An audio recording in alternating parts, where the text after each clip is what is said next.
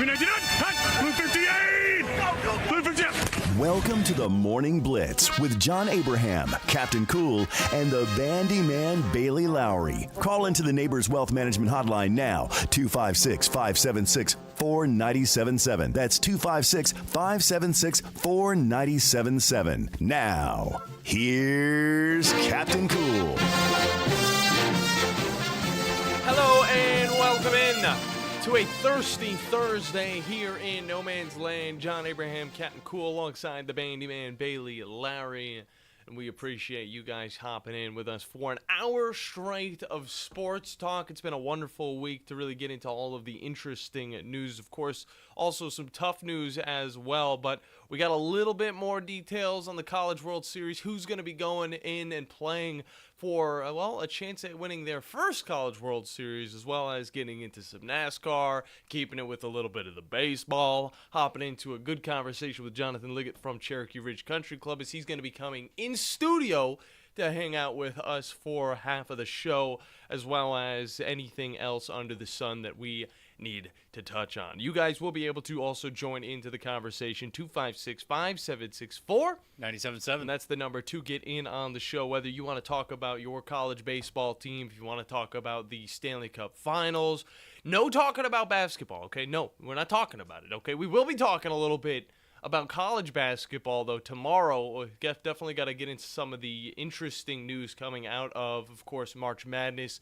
The addition of a few teams, see how that'll work. Of course, college athletics is all about expanding at the moment, and whether you hate it, whether you love it, it's going to happen, and we're going to have to accept it regardless. Either way, Bandy, first thing we got to hop into is a little bit of the College World Series. Of course, yesterday we got 3 games. They were all on our network, and it was wonderful. We loved to see it. Except for, one team did not love to see it because they had to play 2 of those games in the same day. And I feel kind of bad for a Florida team that was able to make it all the way to this point, being unranked all the way up till this point. And, getting to the College World Series and then having to play 2 games, one against a Kentucky team that was not competitive at all. It was just a terrible showing for Kentucky right off the bat. They could not pitch worth anything going through all 8 pitchers, whereas Florida was able to just throw in 3 and say it was a day. 15-4 was the score in that first game, okay?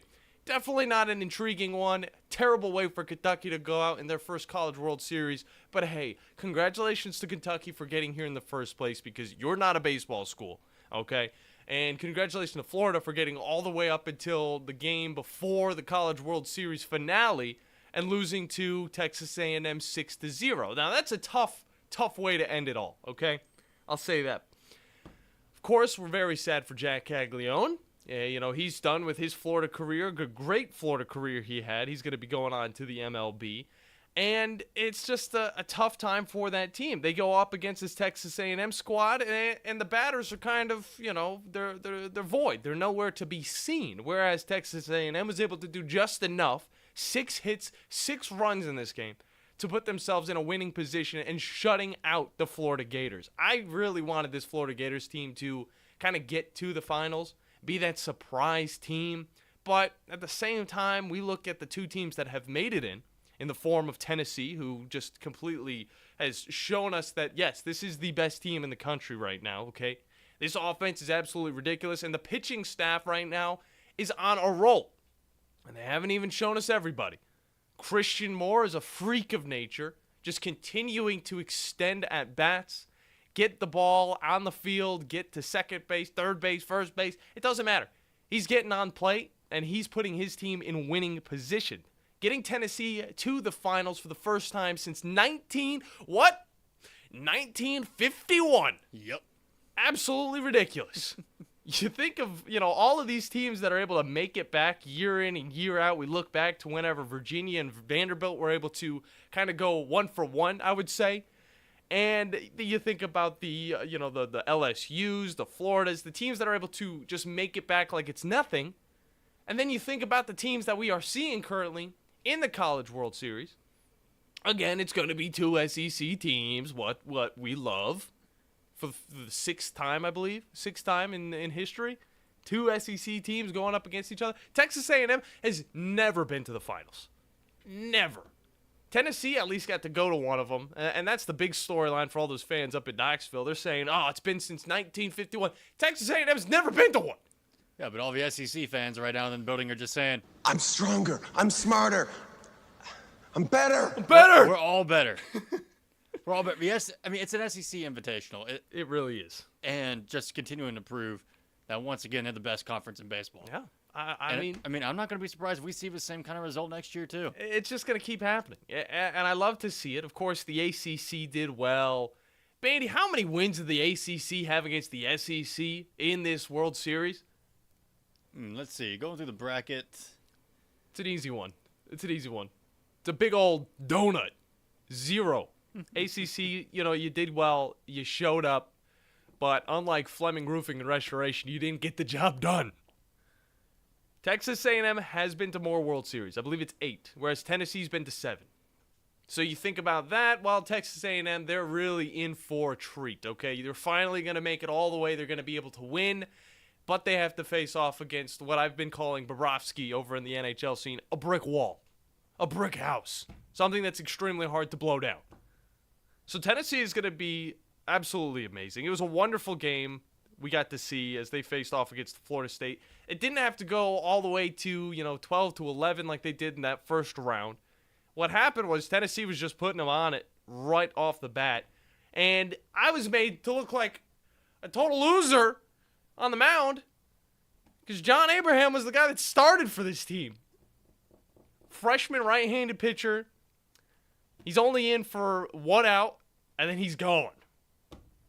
Tennessee was able to score 3 in the top of the first and then 1 in the top of the second. Then they were just able to kind of add on throughout this game. The only 2 runs that Florida State had came from the 7th inning, and it was from 2 home runs from Cantu and Ladiz. Ladiz? That's his name. Christian Moore, I like looking at this guy. I think that he's going to be an absolute stud when he gets to the MLB.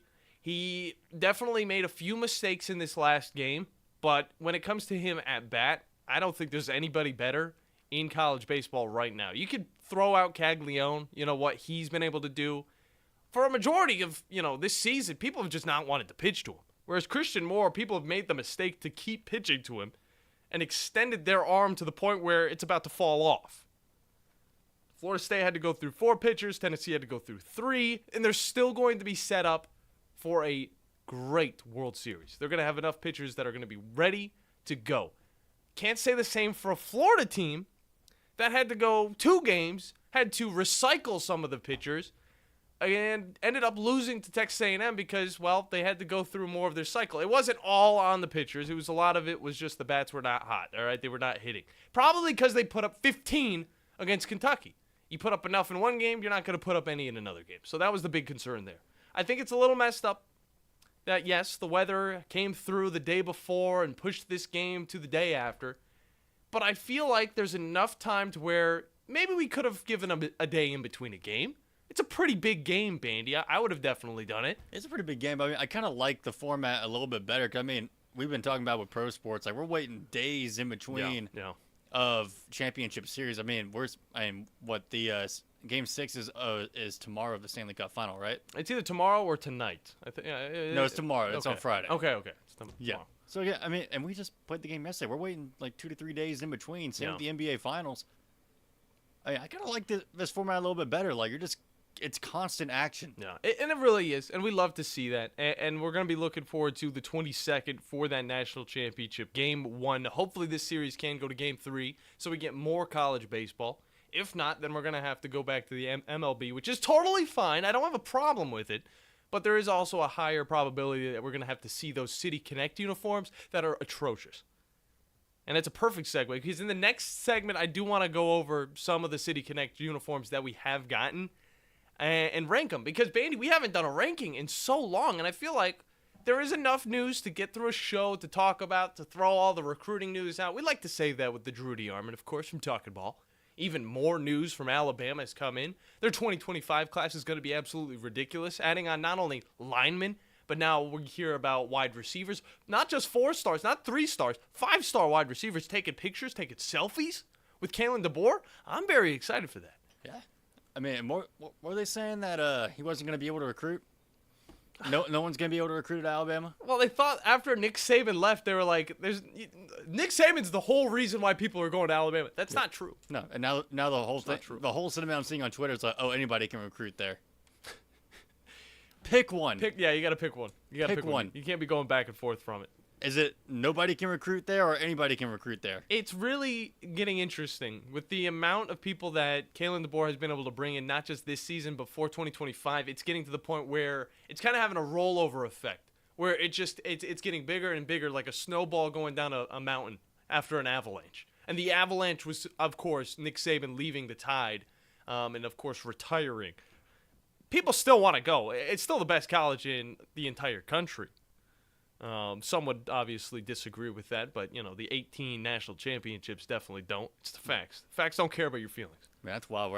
Alabama's about to have, I think there's a very good chance Alabama's going to win another one under Kalen DeBoer. Yeah. The heck is this guy doing here? Oh, it's not Tuesday. This isn't Tuesday. Oh. I see. It's on camera, too. Perfect. Joe Hunk just walked into the studio. I don't know what he's doing here, but, Wait, this is great because something in wrestling happened a couple days ago that I want to talk to him about later. Like during the break. You can say his name and he appears, just like Joe Hunk. Okay. But what we got... No, I completely lost my train of thought on Caleb DeBoer, but I think he's going to win another national championship at Alabama. It's kind of wild to think that Alabama has the same amount of national championships as the Celtics does NBA championships. That is true. Whenever we talk about all these championships, the next team that comes to mind is the New York Yankees with their 27 World Series. That might not even be right at this point. People aren't. Their last one was. I know nobody's going to be really happy about that one. None of the Braves fans are going to be happy about it. Look, Braves got one. It's totally fine. I'm all for it. Either way, we got to hop into a break. When we come back, we're going to be getting into a little bit of these City Connect uniforms. I know. Bandy will be able to put them up on the stream. So if you guys are watching on YouTube, you are in for a treat today. And on top of that, of course, Jonathan Liggett from Cherokee Ridge Country Club is going to hop on with us to talk a little bit of PGA golf with the Travelers Championship over at the TPC River Highlands. So don't go anywhere because you're listening to the Morning Blitz here on 97.7 ESPN, The Zone.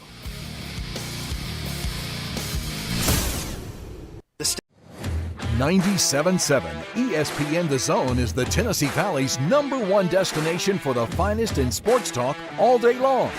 Tune in to Talkin' Ball with Scott Tyson and Drew DeArmond each morning at 7. Then, the Morning Blitz with Captain Cool and the Bandiman. At noon, it's the Tom Abraham Show, followed by Paul Feinbaum and The Drive with Wes Neighbors and Steve Moulton. The Zone is also your home for University of Alabama and UAH sports, plus the Atlanta Braves and the High School Sports Streaming Network. And sister station Talk Radio WZZN has Trash Pandas action with Josh Carey all season long. 97.7 ESPN The Zone and Talk Radio WZZN. Listen on the air or download the apps and take them with you everywhere.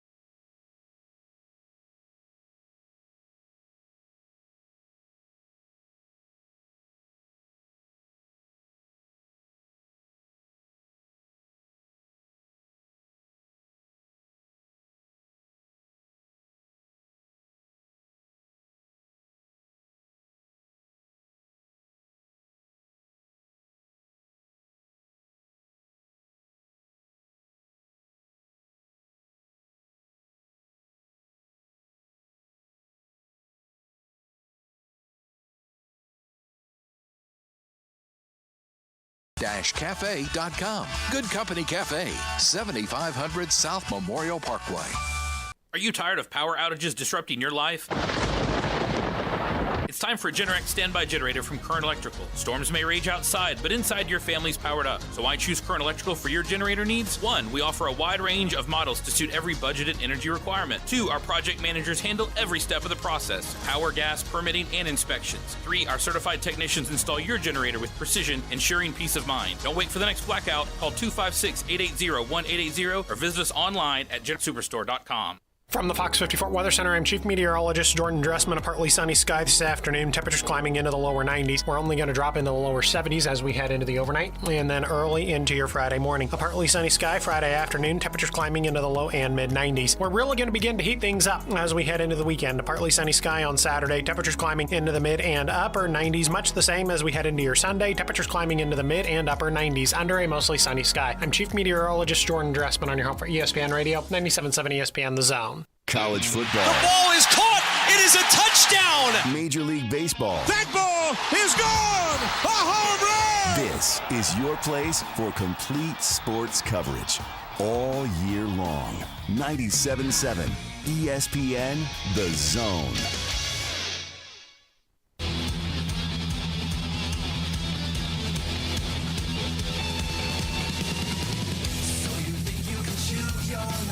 Hello and welcome back into the Morning Blitz. John Abraham, Captain Cool, alongside the Joe Hunky eating some sausages.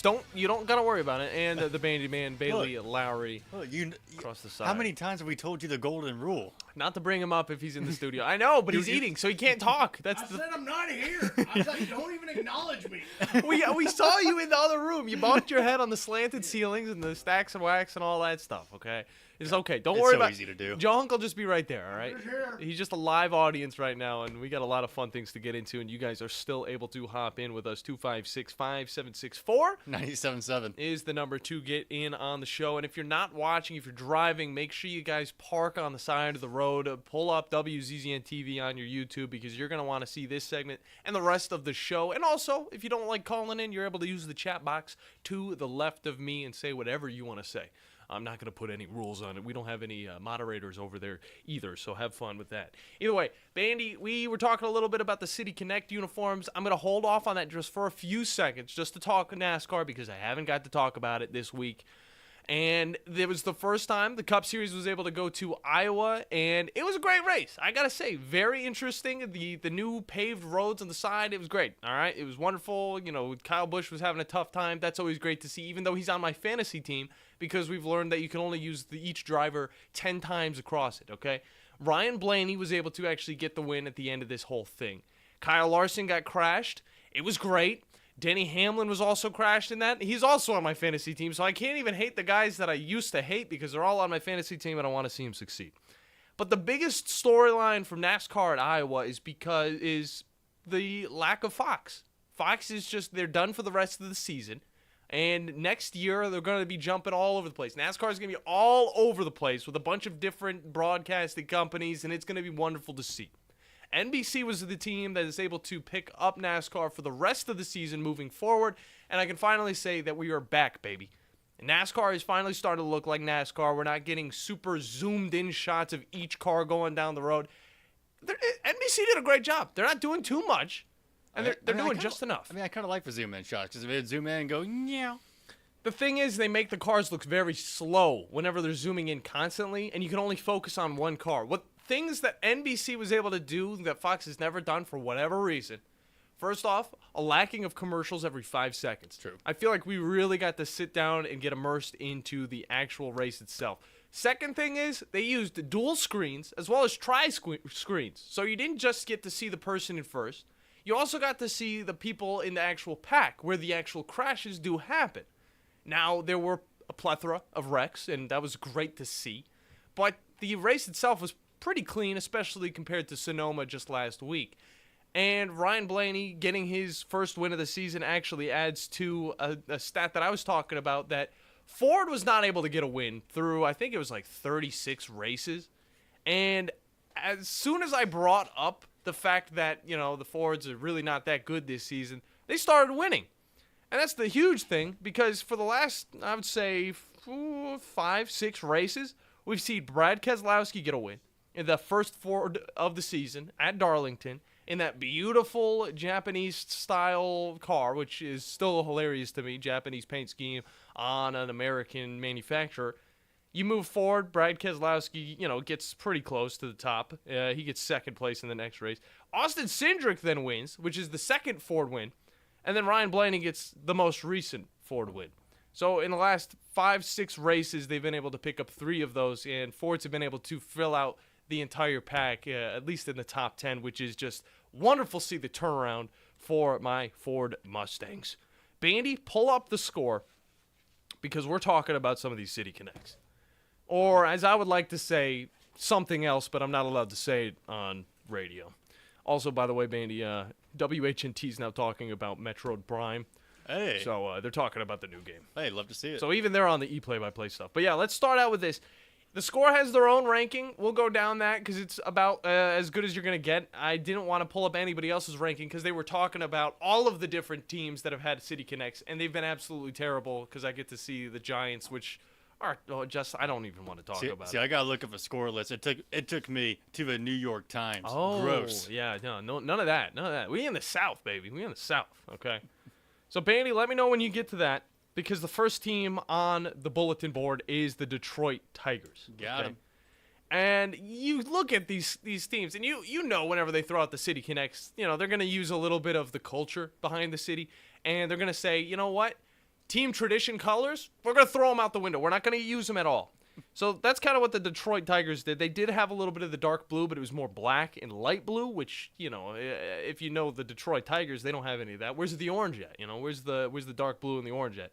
It was dark blue. They had these weird gradient thingies. I guess they're looking like tires on their uniform. The whole Motor City angle, and I know the score also brings this up, is getting kind of old, and the font they used was super modern. You kind of like that, but on a baseball uniform, a sport that is so traditional, it just did not go. So that one's pretty bad. I'm not going to lie. It looks like they got like a giant tire skid mark going up their back. Yeah, they're roadkill. They're roadkill uniforms. That's what I'll say they are. So moving on to number 8 is the St. Louis Cardinals, who didn't really go too crazy with it. They have the loo on it. The loo. Which is also known as a bathroom. I'm going to go to the loo. It's pretty terrible. Their hats are very boring. The STL on it, of course, stand for St. Louis. They're just, they're not trying to do anything crazy. And sometimes that is just enough. The Dodgers tried to do this last year with their City Connect. It wasn't enough. So MLB was like, we got to do something even more wacky. So as we know, they just came out with a new one just a few days ago. The Philadelphia Phillies, we talked extensively about this one. Cool logo. They added a cool logo to their hat. The rest of it, again, you run away from the traditional color schemes that these teams do, and it gets to the point where these teams are unrecognizable. It's got Philly on the front. It's got the bell, the Liberty Bell on the hat. The colors, cool. I feel like these colors are also overdone with almost every single one because we look to the next team, the Minnesota Twins, who are using literally none of their traditional colors. And they've got, again, Golden State Warriors colors, the same type of color scheme as the Philadelphia Phillies. Noticing a lot of blue this year. That's what I'm saying. And they tried to throw in a lot of this weird type of texturing to their uniforms. They got the M and the N with the star in the middle of it. The logo looks fine. They have the state, of course, on their cap. It all just looks unrecognizable. And the Twins, they just went through a recent rebranding of their logos and all this stuff. A bunch of wonderful stuff that they were actually able to change about their uniforms just to show us that they still have terrible taste in alternative uniforms. These ones are terrible. I think they're worse than... No. Yeah, I think the Cardinals one is better than all of these ones because they're not having to try and do too much. Either way, the New York Mets were next. They didn't try and do anything too crazy. They wanted to do black and white and a little bit of gray. And, a little bit of pink on it, I guess. And the pink is actually kind of a cool touch. These ones are actually pretty cool. Okay, Philly's making a little more sense now after what Joe just showed me. Oh, did he show you something? Yeah, it's actually their city colors. Okay. Like they're from their flag. Okay, I get it. The City Connect, I get it. All right, they're still unrecognizable to the actual team. All right, I don't know. I still don't care for them too much. All right, even what Joe shows you. The Mets trying to be the Yankees. The Mets don't look bad. All right, and maybe it's because they're trying to do the Yankee style right here. But I actually kind of like the Mets uniform, even though I hate the Mets altogether. But either way, The Los Angeles Dodgers just came out with their newest edition of the City Connect, and I gotta say, this one's actually kind of cool. It's a little bit of an off-white. If you throw an off-white or a cream color on it, then you're gonna make me kind of, happy about that stuff. So they gave a little bit of a nod to, astronauts, I guess, and space and all that stuff, which, how many, Rocket Cities are we gonna look at that aren't the Rocket City? Same with the Astros. They like to do that stuff too. Rocket City's here in Alabama, baby. It's Huntsville, of course. The way that their numbers are on the back, really interesting. They kind of cut off depending on the type of number you have. If you have a 60, it's you're going to have like 3 different numerical objects on it. But Ohtani's uniform's kind of dope, I got to say. These ones, pretty good. I won't dog on these ones too much. It's a little creative, and I like it. But the Cleveland Guardians, they did something right.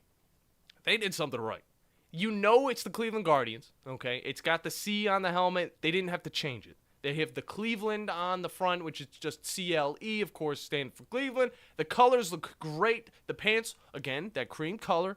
A little bit of texture to the jersey, but not too much to where it's just what's going on. It's like ADHD on a jersey. This one, they actually did it well. It reminds me a little bit of the font that the Cincinnati Reds tried to do. Number 2 would be the Toronto Blue Jays. I don't know why this one's so high on this list, okay? That's certainly Toronto. They have Toronto, and then, of course, in front of it, Toronto. It's double Toronto, I'd say. It's a little much. It's a little much in one little space, okay? They could have, lowered, I would say, the city down to the bottom, and it still would have gave off that same effect without, having too much just right in the middle of the uniform. The numbers are cool. I do like the numbers. It reminds me of the Arlington Renegades, which, if you guys know me, I'm a huge fan of. I'm all for it. And then number 1, of course, the Tampa Bay Rays. A lot of texturing on the uniform, but the thing they did right was they implemented their awesome logo, and they just made it 10 times cooler, all right? It's looking like a commentator's nightmare, though. Yeah, well, yes, the number being black on, gray and all that stuff, it's going to be very tough. But at the same time, you put a stingray on a skateboard, Bandy, you've done something right. That's about as good as we've seen in the minor leagues who, given us the Trash Pandas, the Shuckers, and the Wahoos. So either way, there's a lot of great stuff there. That's kind of the list I would go with as well. I'd move the Cardinals up a little bit. I'd probably push back the Blue Jays. I'd probably put Cleveland at number 2, maybe even number 1. Los Angeles would be 3, I would say. So my top 3, Rays, Cleveland, and the Dodgers. So there you go for that. There's our first ranking in forever. And don't worry, we won't have to talk about too many of those. It's summertime ranking. That's all I'll say. It's the summertime ranking whenever there's nothing else going on, even though, of course, the College World Series and also golf, which, speaking of golf, we're going to be hopping into a good little interview with Jonathan Liggett as he is in studio with us. And I remember I got a memory from last year of me and John sitting in here with pink bunny costumes. And I got to say, Mandy, you remember it. Looking back on it, it was goofy. It was ridiculous. Never to be seen again. Never to be seen again. We're not going to do that again. That's not the type of show we are. Either way, let's hop into a break. When we get back, Jonathan Liggett from Cherokee Ridge Country Club is going to be on the show with us here on the Morning Blitz on 97.7 ESPN, The Zone. 97.7 ESPN The Zone is the Tennessee Valley's #1 destination for the finest in sports talk all day long. Tune in to Talkin' Ball with Scott Tyson and Drew DeArmond each morning at 7. Then, the Morning Blitz with Captain Cool and the Bandiman.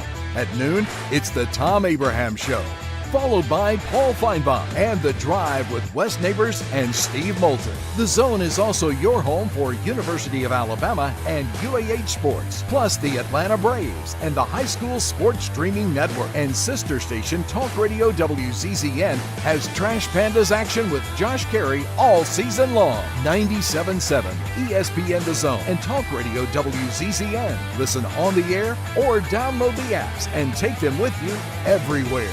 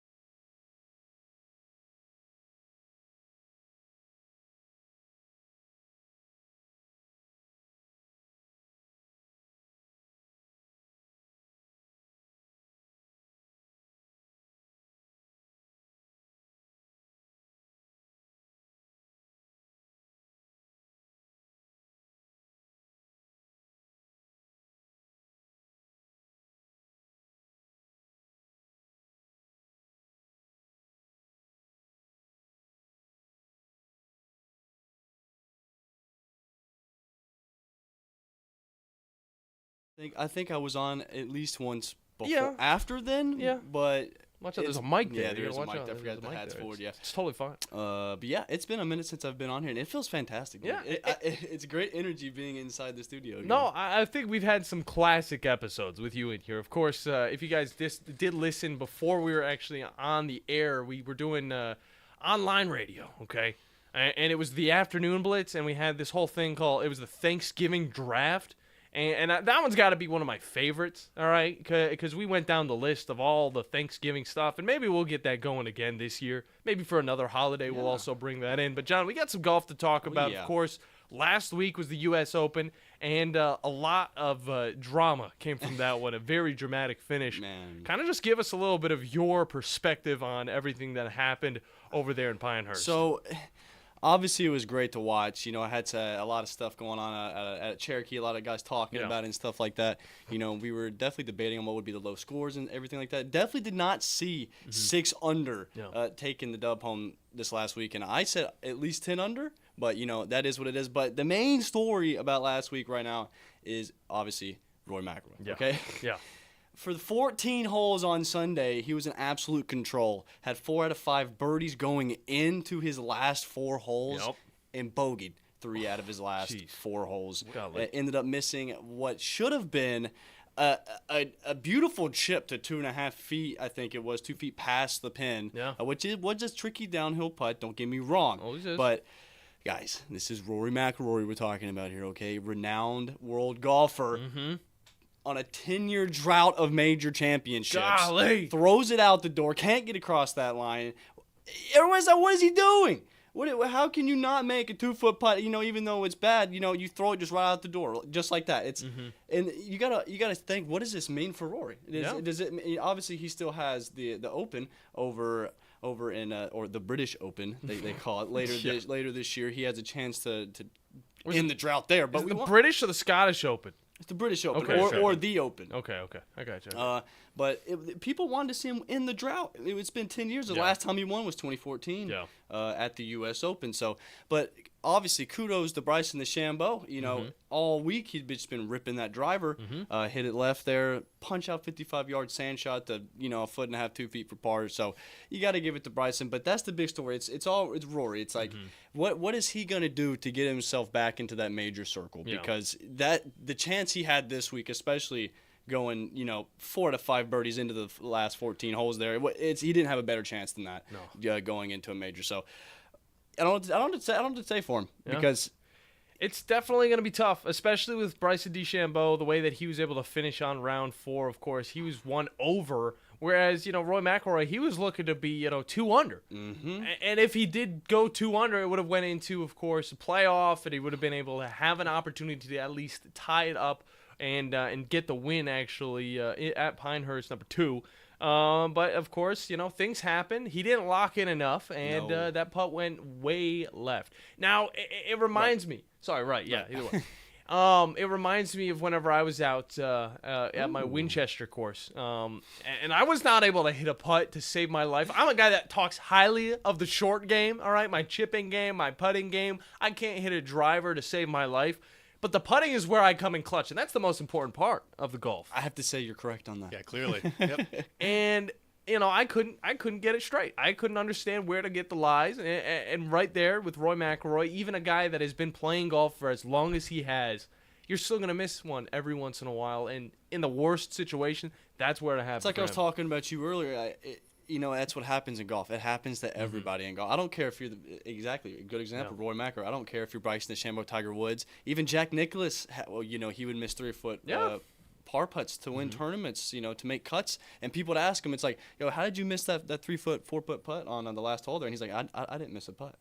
And that's where golf is weird, where the mentality comes in. Like Jack, he would always deny missing putts. Why? Because to him, he didn't miss. He was the best putter to ever live in his mind. So.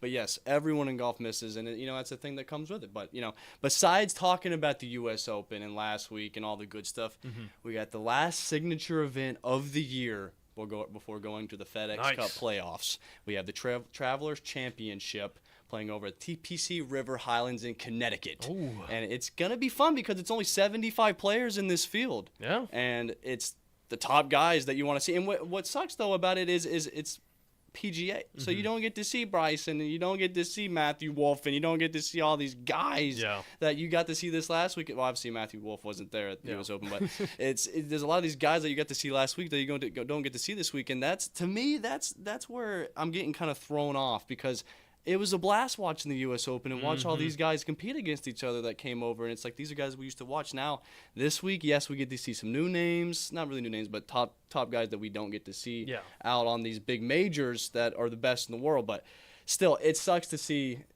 the guys that I want to watch, John Rahm and all these guys, not be able to play this week. But. Yeah, I totally agree. And why is that? John, we definitely talked about it before. Why aren't we seeing some of these guys that, of course, are obligated to some other things? Well, they're on the live. Yeah. They're not allowed to play in any PGA Tour event where if it's a major, it's USGA. If it's a PGA event, you're just not allowed to play in any of them if you're on live. You backstabbed, whatever, you left for the money. You can't come back. Got me shaking my head. I think we're sacrificing the quality of the team just to keep that dumb rule in place. Exactly. I'm going to call it dumb because it is dumb. Yeah, it's like Bryce can still play on the Ryder Cup team for the USA, but he can't play on PGA events anywhere in America. Make it make sense. But also, speaking of live, this weekend, 21st to 23rd, it's live playing at the Grove in Nashville. Yeah. I want to watch that. And it was funny. I had no idea that live tournaments were shotgun starts. I'm looking at it this morning. I'm like, what in the world? Like a shotgun start for a professional event I had never seen in my life. Yeah. And I guess they do it that way. I had no idea, but that was pretty cool. It's part of the reason the live is just so interesting to really get into. And it's also part of the reason why it's such a difficult sport to get into, especially if you're used to the traditional way professional golf has been played for the years and years that it's been on, of course, the PGA. And then going over to the live, we look at these purses, though, and we're thinking these guys are really making some money, all right? And maybe 3 years in, we can start accepting the live a little bit more, of course, visiting more of these national courses. I never would have thought that they'd be in Nashville playing a live tournament. And now we're seeing it happen, and the purse is like $24 million. I think, 25, which is, this first place is going to get, $5 million, $6 million, which is ridiculous. No. And for a guy like you, John, okay, I know you're a traditional PGA dude, okay, you love to make it, of course, you love to go far and that make a legacy for yourself, but you see these types of options, you see the way that these guys are playing. I mean, in your mind, kind of talk about how your mind has swayed a little bit from back and forth. Of course, you still want the PGA. That is a dream.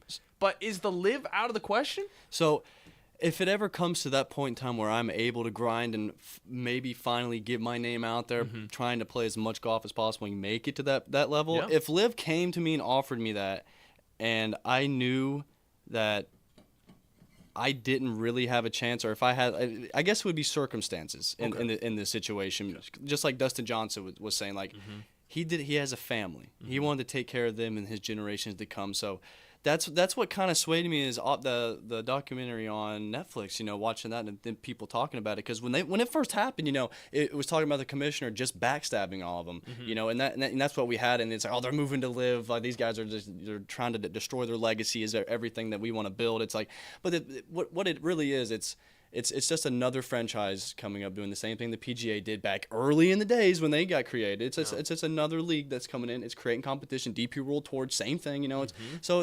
It's really I'm not upset about it anymore. What I'm really upset about is the PGA backstabbing the players. That's what I'm upset about. I'm upset about the people in charge of that. But as for the guys and live and all that, it's really just do your thing now. It's like it's whatever you're making decisions based on your life, and it's like, I can't let that affect me in any way. So it's like, do your thing, because if it came to me, honestly, if it was circumstances, if I had a family, if I was in dire need of just like having to get away, wanting to just relax and not work my whole life, which would be very awesome, I would be like, all right, live, let's go. Yeah. Why not? Because, I want to make a legacy on PGA. It would be sick. It would be very cool. It's hard, but it would be cool to do. But, depending on the situation where I'm at in life, I'm going to say it could be an option. Yeah, no doubt about that. Jonathan Liggett from Cherokee Ridge Country Club is our guest, and he will be our guest all the way till the end. Just kind of there, because we're going to get into a little bit of different stuff in the final segment, but it's interesting. The LIV Tour as well as the PGA, it's not the same as when we look over at the NFL and the UFL.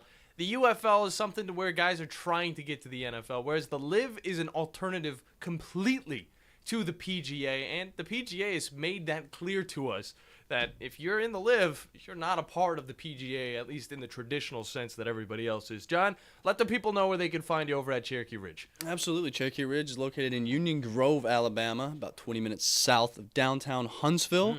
We offer private lessons, group lessons, junior clinics, ladies clinics, anything you need. The course is in good condition right now. The greens are rolling great. When weather is good and the tee times are booking up, so make sure you give us a call. We'd love to have you. No doubt. I was out there yesterday hitting off the driving range, and let me tell you, I was having a hell of a time. I got a hell of a time, bro. I brought Summer out there, and I was waiting to tell you guys how that worked out.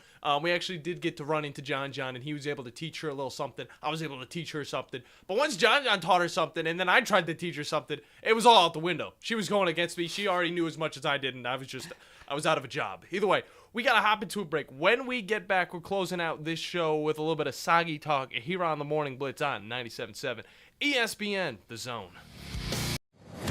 97.7 ESPN The Zone is the Tennessee Valley's #1 destination for the finest in sports talk all day long. Tune in to Talkin' Ball with Scott Tyson and Drew DeArmond each morning at 7. Then, the Morning Blitz with Captain Cool and the Bandiman. At noon, it's the Tom Abraham Show, followed by Paul Feinbaum and The Drive with Wes Neighbors and Steve Moulton. The Zone is also your home for University of Alabama and UAH sports, plus the Atlanta Braves and the High School Sports Streaming Network. And sister station Talk Radio WZZN has Trash Pandas action with Josh Carey all season long. 97.7 ESPN The Zone and Talk Radio WZZN. Listen on the air or download the apps and take them with you everywhere.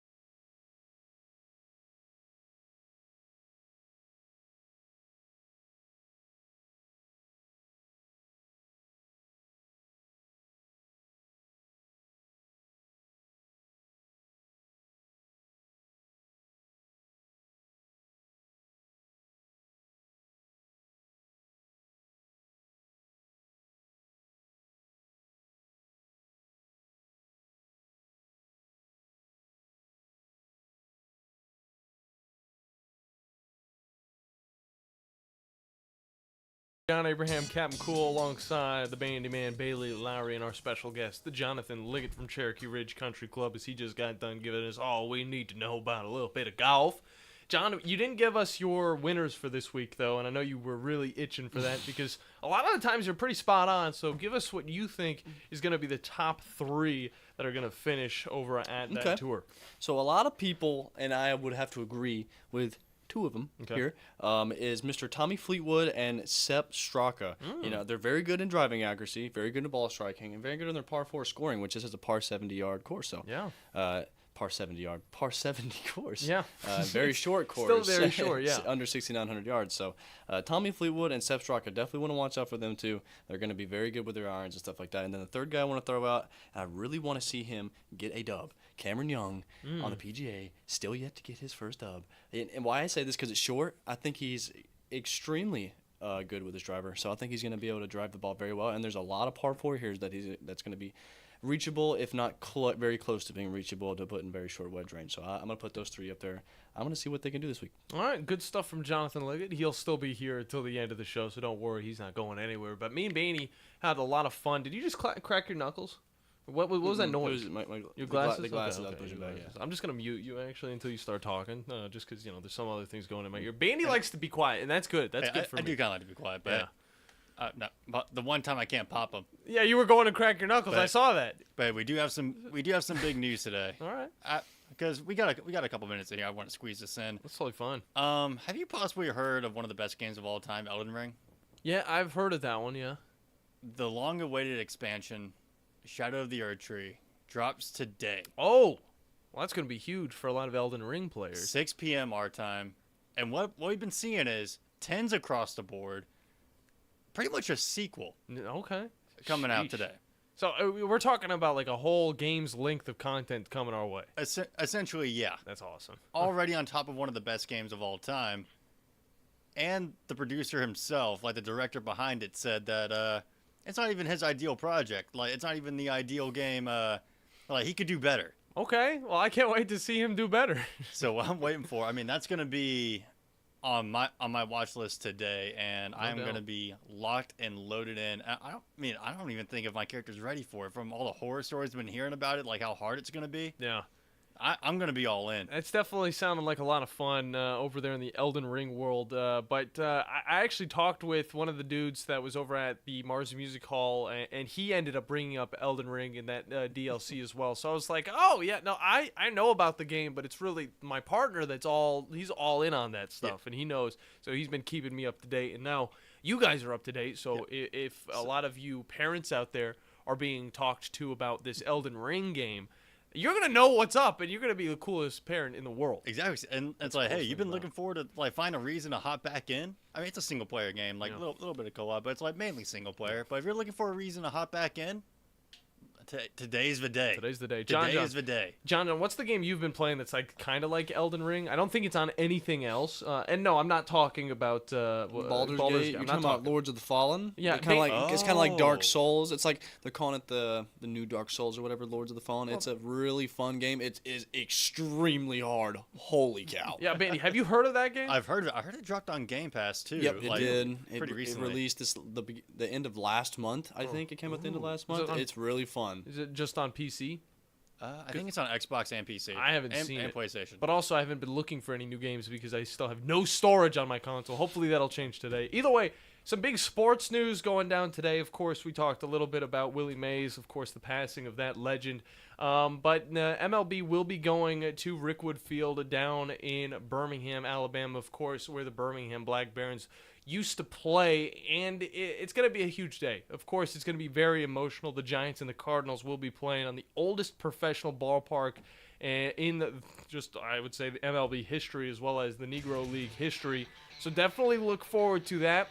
On top of it, Stanley Cup Finals going down tomorrow, going to be a lot of fun, as well as, of course, the College World Series picking up on Saturday and running wild on our network. We'll be talking a little bit more tomorrow about that with Drew DeArmond, as well as recruiting news out of Alabama. It could be Alabama football. It could be Auburn. We could be jumping to basketball. Of course, the NCAA basketball tournament has just gotten a little bit of news about the expansion and all of the other stuff you guys need to know to get ready for your day. We appreciate you guys hanging with us.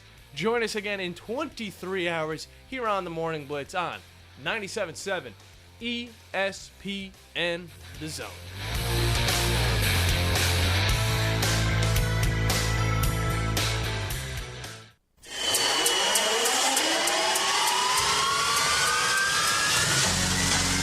Experience Alabama's Super Speedway on the water as Gunners of Lake Hydrofest returns June 29th and 30th. Catch 2 days of fast-paced action as drivers chase speed records on the South's fastest water. 5 classes of race boats will compete, including H1 Unlimiteds, with speeds pushing up to 200 miles an hour. You won't want to miss this summer's most exciting event on Gunners of Lake.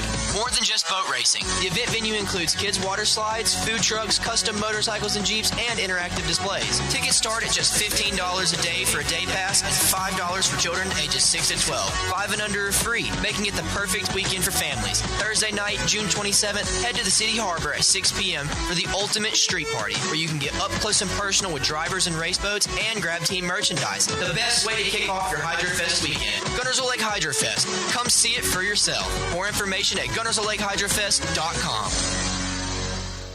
Ann Adams with Berkshire Hathaway Rise Real Estate is the one name to know if you're buying or selling real estate. With years of local experience, Ann Adams offers buyers in-depth knowledge of the local housing market and will narrow available properties down to those you'll be interested in so you can save time when shopping for your new home. If you're ready to sell, Ann offers a seamless process using accurate pricing and expert negotiation skills to make sure you get a fair price for your home. Call Ann Adams today at 256-337-2625 or log on bhhsriserealestate.com. Tom Luganbill here for my friends at Woody Anderson Ford. Bobby White and his team take great pride in their service department, and you can see it the moment you walk into those beautiful new service lanes. And just like a championship team, they all work together to make sure your experience is second to none, whether you drive a Ford or not.